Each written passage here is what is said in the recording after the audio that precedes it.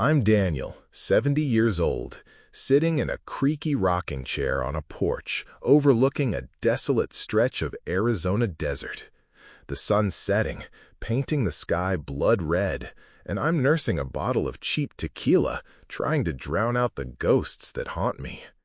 This story's been clawing at my insides for 5 years, and I need to let it out before it kills me. It's about my wife, Ellen, who I loved for 47 years, and how her betrayal turned me into a man I never thought I'd become. This isn't just about cheating. It's about a life shredded, a family torn apart, and a revenge so cruel it left nothing but ashes.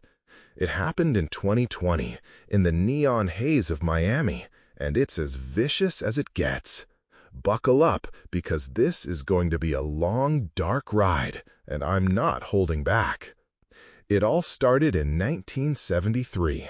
I was 18, a skinny kid working as a valet at a swanky hotel in Miami Beach, parking Cadillacs for rich tourists.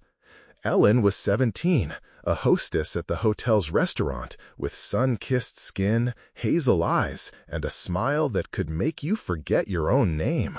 We met when I parked her dad's Lincoln, and she slipped me a $5 tip with a wink. I asked her out that night, and by 1974, we were married in a beachside ceremony with 40 guests, a steel drum band, and a cooler full of beer.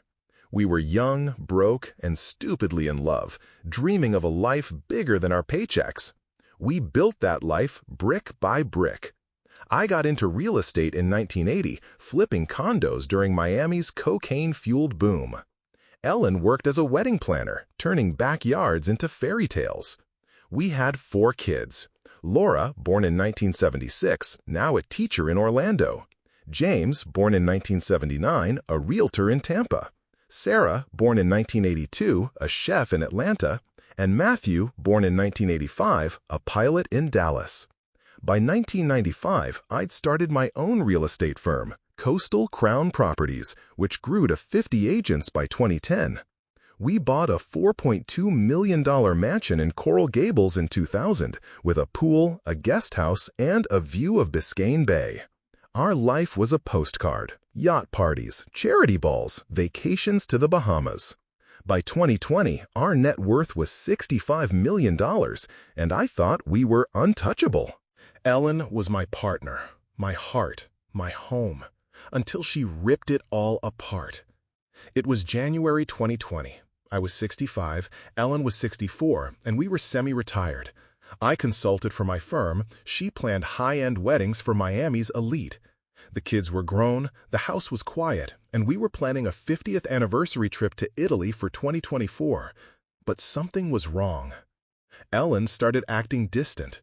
She'd spend hours on her laptop, closing it when I walked by. She'd leave for client meetings in South Beach, coming back with smudged lipstick and a nervous laugh. She bought new dresses, slinky, expensive ones, and started wearing perfume I didn't recognize, something floral and sharp. Her phone was always locked, and she'd take calls in the garage, whispering like a teenager. I tried to ignore it, but dread settled in my gut like a stone. On January 15, 2020, I found out. Ellen left her phone on the kitchen counter while she showered. Her passcode was our youngest's birthday, 08-22-85. A text from Raphael popped up. "Can't stop thinking about you. Meet me at the villa, 7 p.m. My hand shook as I unlocked it. There were thousands of messages, flirty, filthy, heartbreaking. Raphael was Rafael Morales, a 45-year-old Cuban-American club owner who threw parties for Miami's rich and famous. Ellen had planned his sister's wedding in 2019, and they'd been sleeping together for 10 months. They met at a villa he owned in Key Biscayne, a $2 million property she'd helped him decorate. I found photos, Ellen in a bikini on his yacht, Raphael kissing her neck under palm trees. Emails showed they'd spent $25,000 of our money on trips to Aruba, a $7,000 necklace, and private dinners at Nobu. They were planning to run off to Havana, thinking I'd never notice. I stood in our kitchen, the ocean sparkling outside, feeling like I'd been gutted. 47 years, 4 kids, a fortune we'd built from nothing, and she was throwing it away for a guy who looked like he spent more on hair gel than I did on my first car. I didn't confront her, I didn't scream. I went to my office, poured a tequila, and stared at the skyline. Rage boiled inside me, not hot, but cold, sharp like a blade. I wasn't going to let them walk away. I wanted them to suffer, to lose everything, to feel the kind of pain that doesn't heal. I wanted blood. I spent 2 months planning. I wasn't going to waste time with mind games or anonymous threats. This was Miami. People played dirty, and I knew the game. I'd made friends in dark places over the years, closing deals with developers who weren't always clean. I wanted Raphael and Ellen to pay, not just with their reputations, but with their lives. I'm not proud of it, but I was past caring. They'd killed the man I was. Now I'd kill them. First, I gathered evidence. I had a buddy, Carlos, an ex-cop turned PI who owed me for a deal I'd cut him in on back in 2005. For $20,000, he tailed Ellen and Raphael, delivering 500 photos and hours of video. Them dancing at his club, kissing in his Bentley, sneaking into the villa. I hacked Ellen's email, same passcode she never learned, and downloaded every text, every receipt, every plan. I found bank transfers, $30,000 total, siphoned from our joint account into a hidden one she thought I didn't know about. I had 600 pages of proof locked in a safe in my home office. I also dug into Raphael. He wasn't just a club owner, he was moving coke through his venues, a side hustle that kept his lifestyle flashy. I got Carlos to confirm it, catching Raphael on tape handing baggies to a dealer at 3 a.m. By March 2020, I had my plan. Raphael was the first target.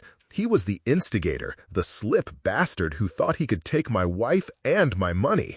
His club, La Noche, was his kingdom, 1,000 people a night, celebrities, drugs flowing like water. I'd burn it down, figuratively and literally. On March 10, 2020, I met a guy named Hector, a fixer I'd known from my real estate days. He was a ghost, the kind who made problems disappear for the right price. I paid him $50,000 cash, half my emergency fund, to rig La Noche's electrical system. Nothing fancy, just a short circuit in the VIP lounge where Raphael kept his safe. On March 15th, the club caught fire at 4 a.m. after closing. The blaze was small but precise, gutting the lounge, destroying $200,000 in cash and coke. The cops called it an accident, but Raphael's suppliers didn't. They thought he'd screwed them, and word spread he was unreliable. His club shut down, his investors bailed, and he was $1.2 million in debt by April. Ellen was next. She heard about the fire and came home frantic, saying Raphael was in trouble.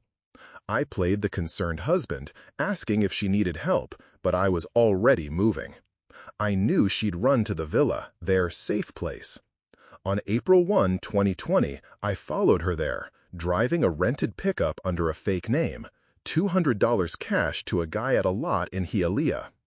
The villa was isolated, surrounded by mangroves, no neighbors for half a mile. I parked a block away and walked in, carrying a duffel bag with my tools, a $300 lockpick set, a silenced .22 pistol I'd bought for $1,500 from Hector, and a can of gasoline.